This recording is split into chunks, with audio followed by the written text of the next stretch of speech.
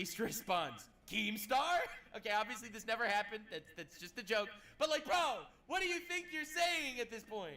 Bro, like, what are you doing? Like, that definitely implies something. Yeah, we have to take this. Damn, we're getting a Hegozilla over here going crazy. I mean, I could see how people might think that is a weird look optically, and so like I wouldn't do it. But I mean, it's not just so. First of all, we should give him credit here. He admits that it's bad, but he only admits that it's bad optically. He's like, yeah, it's like if you look at it. Wow, that's true. I didn't even pick up on that. Yeah, it is optically bad. You're right, because people are calling you out for it, bro. Without context, like, yeah, like if it's bad optically, so I guess I wouldn't do it. No, it's just bad. Like you should not be It is bad ethically as well as optically. Positively talking about coins that you have a financial stake in because you set up that financial stake while your fund is selling without disclosing it. Like it's the most obvious stuff. This is influencer ethics 101. We are not in the like senior levels of influencer ethics. This is the most basic thing. It is not just optically a problem, it is actually a problem. Damn. I mean, I really don't think it's that was well put. He fucking cooked. that malicious. Like if I just flat out tweeted, I think super is the next big thing. Go buy it. Super.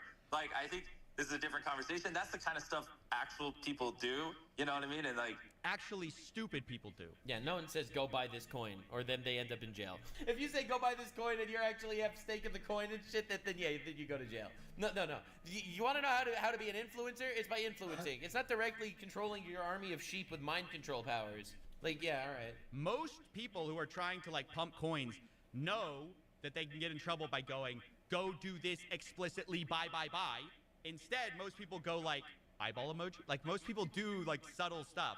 This idea, right? You want to nudge people into doing it. You don't want to actually take financial responsibility over people's investments and end up in jail, right? Obviously, it's like, bro, if I really wanted to promote it, I would just say it with my whole asshole. Yeah, no, that is not the same thing. Yeah, that people are like the only way you can cross the line is by explicitly saying, go do this right now, sign in to chase.com and go to this thing and you know, of course. Yeah, when I hired a hitman to kill my enemy, well, you see, the thing is, I didn't actually tell the hitman to kill him. I just simply went to the hitman, showed the hitman a picture of this person, winked, nudged, dropped a bag of coins on the table, and then the hitman grunted and killed him by complete coincidence. I didn't want that to happen.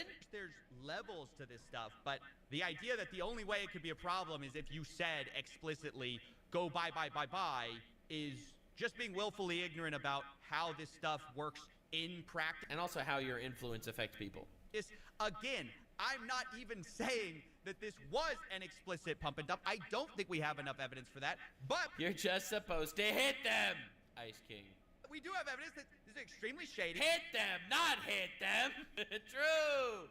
You are crossing some influencer ethics here, and like, as the guy who has such a clean image that's a children's channel, it's not like you're some edgy guy. Bro is an edgy guy. I think what we've learned from this is dude was absolutely an edgy guy. Like, the thing is, his channel was just trying to hide that he was an edgy guy. You have this very, well, you know, this was kind of his, I don't know what people think of Mr. Beast now, but it is kind of his brand he's going for.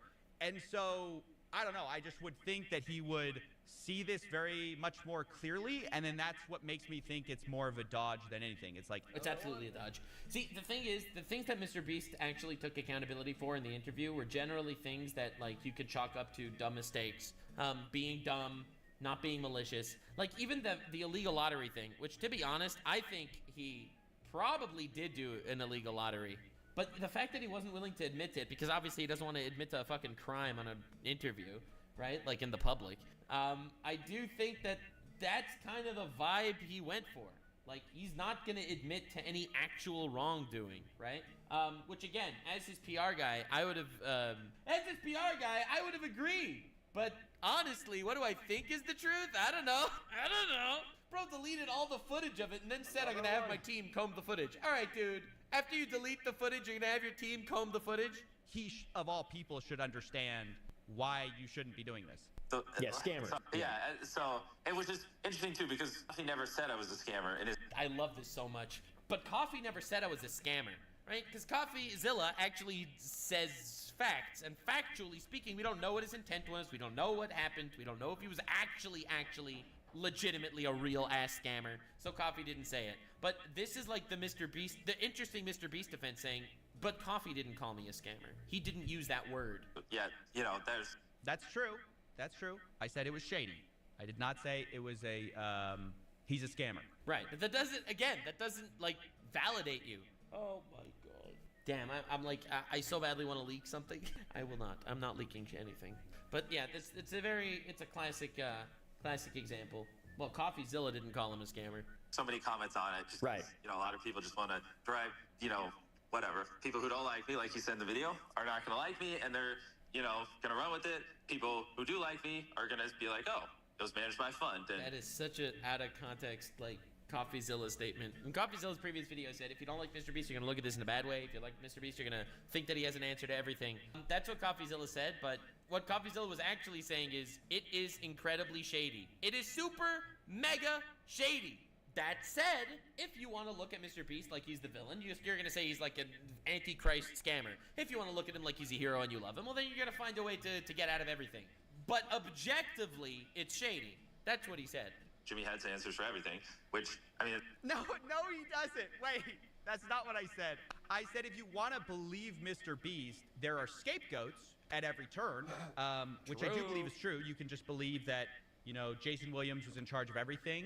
And I think that's probably somewhat true. I think there's some truth to that, but not everything. That's the point. Is he was in charge of some of the stuff. Some of the stuff, Mr. Beast set up.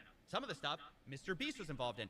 And another thing we don't have any clarity on is, who else was in this fund?